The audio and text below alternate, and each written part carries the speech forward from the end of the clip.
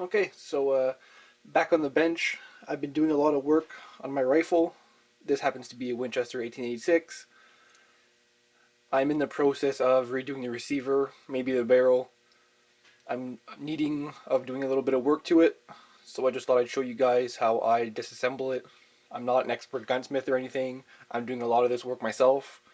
To take this rifle down, I know there's a few videos that show disassembly and assembly. For now, this will only be a disassembly video. I won't go into the reassembling details because I won't reassemble it until it's going to be fully the way that I want it, how it looks and everything. But pretty much all you need is going to be a big flathead screwdriver, a small flathead screwdriver, just for 2 screws, and a 7/32 punch and a 3/16 punch. I have brass punches. You can get them on Amazon for like $10 to $20, but just your standard old steel punch will do. So to get started, I'll work on the back of the rifle first to take the stock off. I have the leather wrapping on my stock and a ladder type tang sight, so your rifle might be a little bit different, but the screws are exactly the same. So I'll start with that. I'll try to give you guys, less BS as possible. Do it as fast as I can. If I gotta remember everything. So yeah, try to give you guys a good view. I'm just taking the bag off the sight. There's a few videos on how to do this, but they're kind of old, so I'll try to do this here.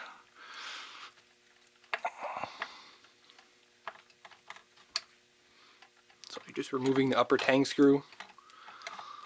I'm also trying to do this around the camera, so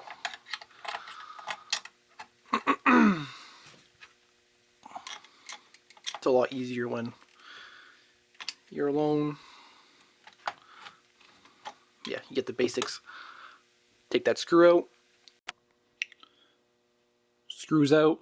I'll put it in a little bin thing right here. Just got that at a dollar store. I saw it. I'm like, might be good for screws, but obviously it's not needed. Open the lever. Now you have one rear wood stock screw here. So take that out. I'll try to put least pressure as possible with the screwdrivers, just not to cause them to slip or anything. Close the lever once again around the camera. Pop the stock off, just slide it off. Now in my case, if I just move the camera around over here, I have a sling in the front. I have my custom Forend cap. Just slide this off. Sling off, stock out. Now at this point, if you have any woodwork to be done, on the stock, your stock will be in hand. I'll just put that aside over here. And well, I guess I need to take the Forend cap off, so I'll do that next. Alright, so the Forend cap, pretty simple. I'm going to do some work on this, so I'll take it off, but it's completely unnecessary if you want to do just a simple receiver disassembly. So, little screwdriver, that's where it comes in. These screws are extremely small, and I've found that there's specific ways of installing them. Installing the Forend cap as to not damage your dovetail inside, as this is my 3rd set of screws, I think. And I've talked on forums and stuff, and people say that they will strip out just because of how it's designed. So yeah, simple process, but still good precautions to take. Screws out. Now all you have to do is pop the cap off. Be careful not to scratch the barrel. Now you have your Forend cap in hand. Put this aside right here. Now on here you can pop the Forend off, the wood and the magazine tube and the spring and the cartridge guide, or I should say the cartridge follower, will come apart. So I'll give you guys a better view of that. At this point, here's what you're left with. Like I said, everything will come off pretty much in one piece. You shouldn't have to worry about any springs or anything going flying, even if there is a big spring. Here you go, everything comes apart. There's the mag tube in here, if mine's not stuck. Is it? Oh, not stuck. So magazine tubes in here with the cartridge spring and the cartridge guide. I'll give this thing a quick wash after when I'm done. So I'll just put this here. These are pretty much just non-essential steps. Now for this, you gotta knock it out from left to right. It's the Forend dovetail. These are the ones that strip out if you don't know how to screw in the Forend cap properly. Usually because this could be really stiff, but you know, mine is an aftermarket dovetail. It's a Chiappa dovetail, so I just have to tighten it in there a little bit. If I don't, the Forend is going to have a little bit of play, which really doesn't bother me at all. So, okay, now on to the main disassembly. The rifle now is laying loading gate up, so it's leaning on its left side. Just for starters, before I cock the hammer with the lever, so I'll just release that spring tension. I usually pretty much like to take as much tension off as I can of the parts, because that just causes a lot of issues. So I usually take this spring off first. You know, some people would say, no, we need to take the loading gate off, whatever. You know, if the gun ends up disassembled with nothing broken, well then whatever steps you take are usually, you know, all the same. So I'll knock this off, figure out a way on how to do that around the camera. But I'll flip the gun over. Usually some rifles, I don't know about the new ones, I think the new ones have coil springs, but the receiver themselves in a lower tang will have a groove. I think my 73 is like that. That caused the spring to like embed itself in the receiver, but with this one it shouldn't be a problem. I just dismantled this thing. So take any object, you know, a hammer, whatever. If you hit anything hard enough with another object, it becomes a hammer. So there we go. It's pretty easy, light taps. I would say this is pretty much the most important part of brass punches on springs, because you really don't want to scratch them. Even if this is an old spring and has pitting all over it, steel punches, hardened steel punches can still like gouge it out. And a gouged spring is a weak spring because you're just taking material off. So once that's done, then the hammer is pretty free, but there's still a little bit of tension. You hear it clicking here, which is caused by the trigger spring in here. So I'll take that out next. Well, this next part can get a little bit complicated. Removing this little trigger spring screw here, depending on the shank size of your screwdriver or just the bit size, it's kind of at an odd angle in here, so you pretty much need to come at an angle. I know you could remove the lower tang, with this still in it, but it causes tension on the next screw we're going to take apart and stuff, so I would really recommend just taking it out in this step. So, in my attempt to do this around the camera again. This spring is also how you would adjust your trigger weight. You can see here there's no more spring tension at all, and the hammer just fell.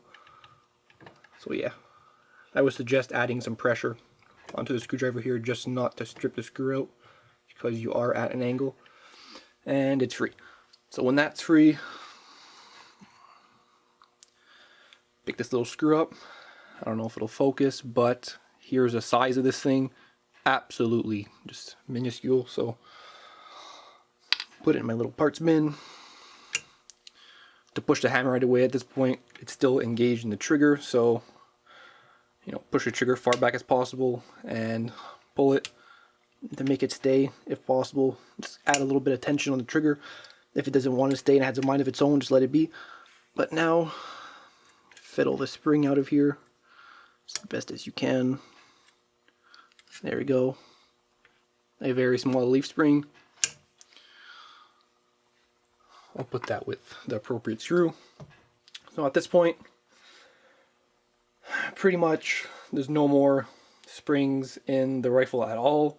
There might still be some tension, but that's just from parts being engaged into each other. So now for the main screws. So next up will be the lever.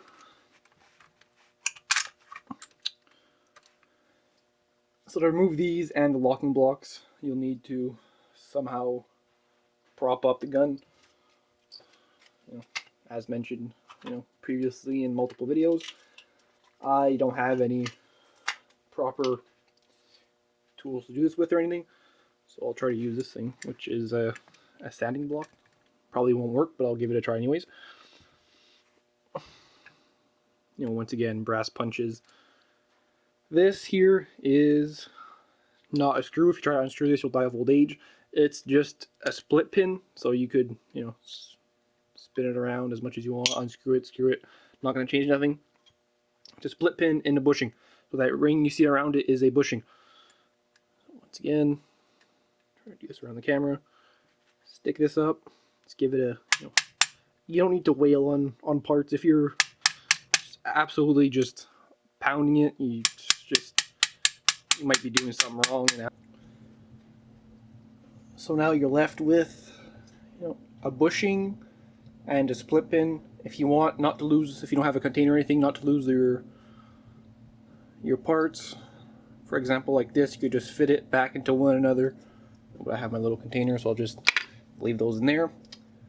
Now for the locking blocks, you should be able to just gently slide it out of there. Always good to give these things a good polish or a good cleaning. That's pretty much what locks up the action. You don't want them to get stuck on one another, especially if they're very old and they have a few burrs on them or something. So now at the end, you want to flip the gun over for the other locking block. And then once you'll try to pull this out, you're going to freak out because it's jammed. Not to worry. Take your screwdriver. Now you can unscrew the loading gate. That's why you add pressure, for it not to mar the receiver.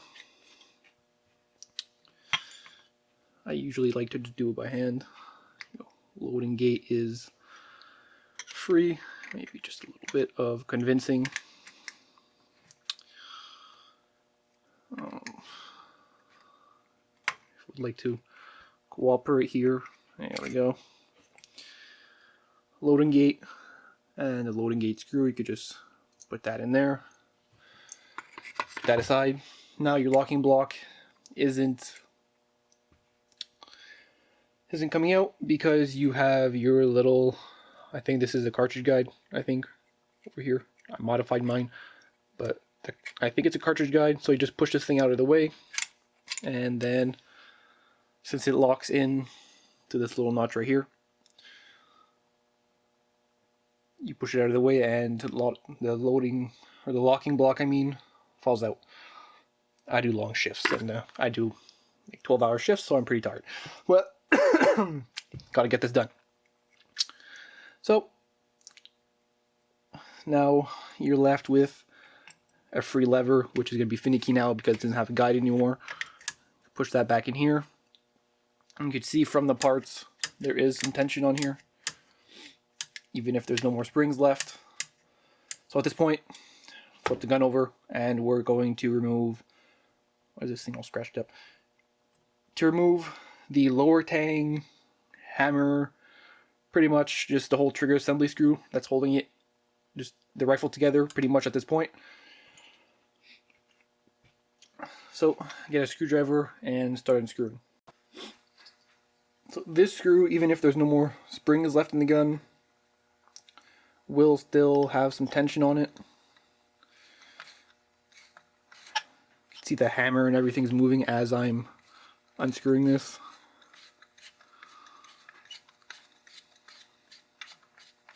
You might have to fiddle it out because there is tension from, the lever, the hammer,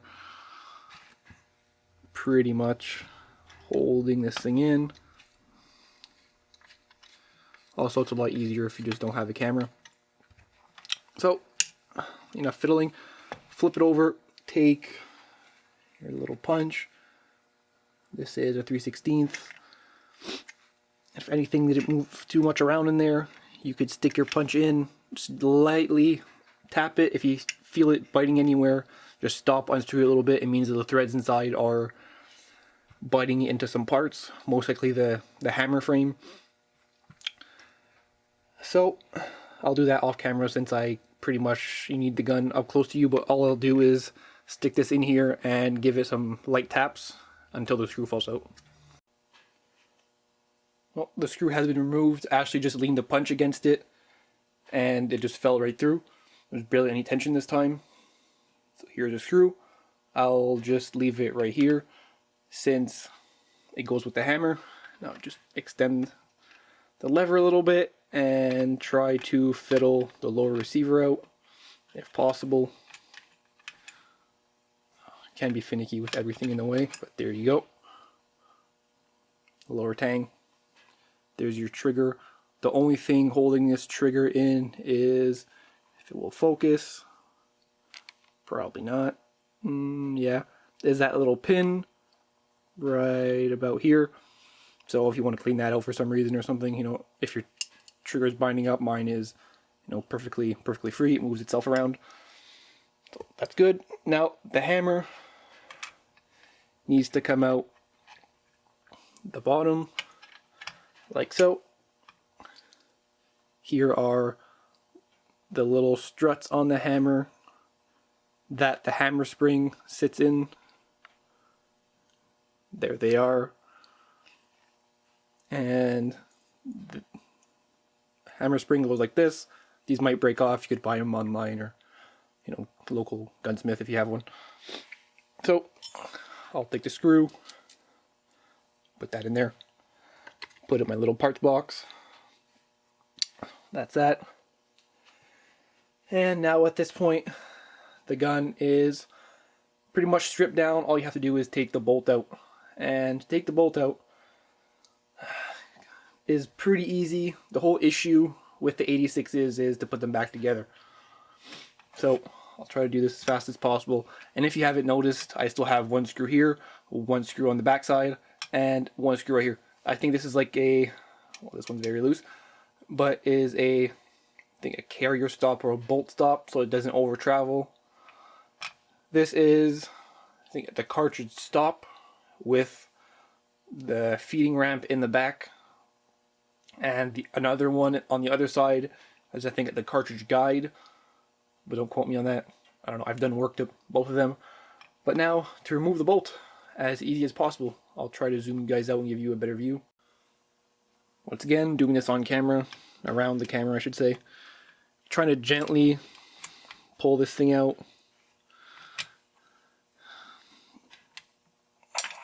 You also have the carrier in here, which can be a little bit fussy at times. The trick at this point is to just get everything out but in one piece, which is extremely hard. I know some people say, oh, you just have to push it downwards, you just have to, you know, every rifle is different. Sorry to tell you, but okay, so it's a good start. It's just a real, like, there's 3 parts left in here. There's like the carrier hook that rides the carrier itself, and the lever, pretty much. That's all linked in together. And now especially around the camera is quite hard. Oh, there we go. There, I got one part out here. Try to get this as far out as possible without fiddling too much. I'm trying to do this in one take just so you guys know how it is, but if it's just too complicated, I'll cut and I'll come back. But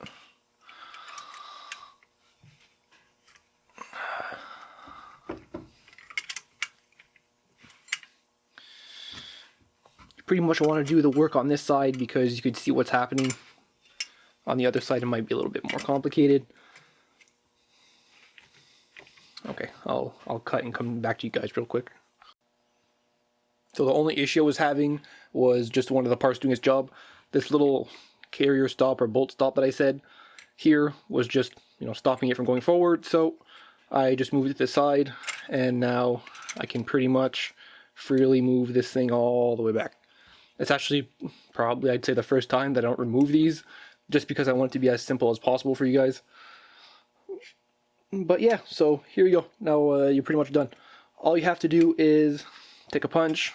I think it's the 3/16 that I said, the smallest one out of the two, and punch this pin out. This will free the lever, free the bolt. The extractor is left in here. So pretty much if you want to strip down the bolt completely, the firing pin comes out, the extractor spring, the collar that the lever rides on. Anyways, I'll show you guys how to do it if you so desire. And just beware at this point, before I'll do this, the first time I did this took me 4 hours to put it back together, because you need to put back the lever, you need to line it up in the little pinhole, the extractor with the extractor spring that always needs to be compressed to get lined up in here. The firing pin only has one single slot that it could be lined up in this pin. What else? The carrier comes apart in the receiver if you don't hold it properly, which that's all assembly tips, but if you guys aren't comfortable, you know, just ram that back in there and stop here and put it back in. But I mean, now it usually takes probably around 5 to 30 minutes to get all these things lined up. You know, I learn every time. And there's multiple ways of putting these things back together. But, so here I go. The extractor might come flying out, so just, I'm putting my pinky in front of it. Just lightly start tapping. You know, you just want this thing to slowly get out. I could hear the pin coming out. And there goes the pin. Right here. I actually had to make myself one, because one that I had was kind of loose and I like the fit of it. So, that's my little pin. I'll put it right here. Now, to get this, that's the thing, you know, with steel and brass. You don't hurt the steel, but the steel hurts the brass. So it mars it and it bites into it. But I guess that's just the price you have to pay. So, now, I'm trying to keep the gun together just to show you guys how to disassemble it. But obviously everything is going wrong too, just because I'm filming. But usually it's really not this complicated. You'll just have to take my word for it.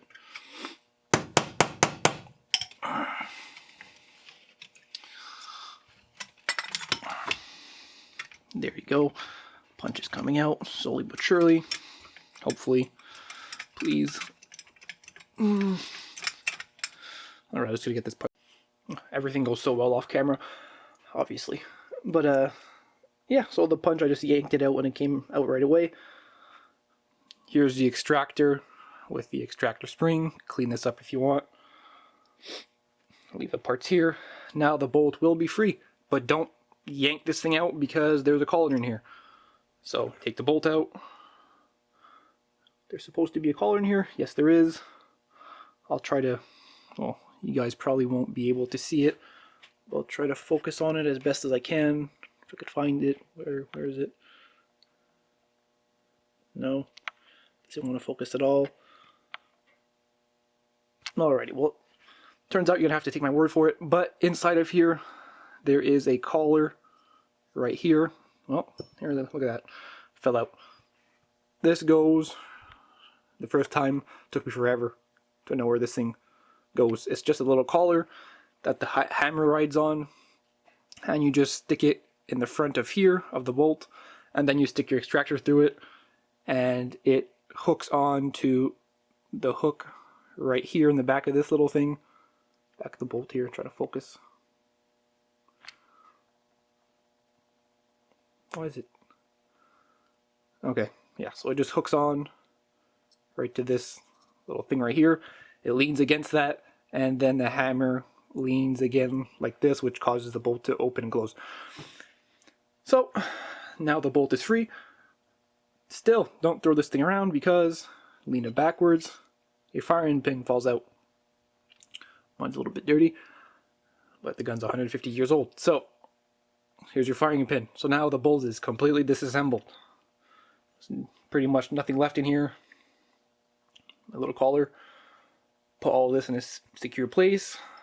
Now, take the carrier out. If you want to let go of the lever, usually these things just never want to let go, or are always letting go, and now just because it's a video they don't want to let go. So once again, fiddle this thing out through the bottom, and there you go. So how this works, pretty much this goes like this. There's a little hook here, and then like so. Here's your carrier and lever assembly. I'll put this here. And also, by the way, I'll go around the camera, unhook this. This is, the carrier is actually two parts. You got the carrier hook over here with the carrier that slides with the bolt as it's being worked, and the lever, this whole assembly process. So yeah, pretty much at this point now, all that's left, I said, are these screws in here, which are useless. You could take them out if you want. But this just, the cartridge stop, I think, in the guide, so it doesn't hurt anything even when you're reassembling the gun. It doesn't hurt if you want to take him out right now or anything. Really doesn't matter. Pro tip also, be careful when these things were made. For example, this right here, these little corners right here are absolute razor blades. Let's have this clothespin here. There you go. It's just shaving the wood off the clothespin. So yeah, here's my detailed / not very detailed, lesser quality disassembly video. But hopefully I help somebody out there, and I'll get to working on this thing.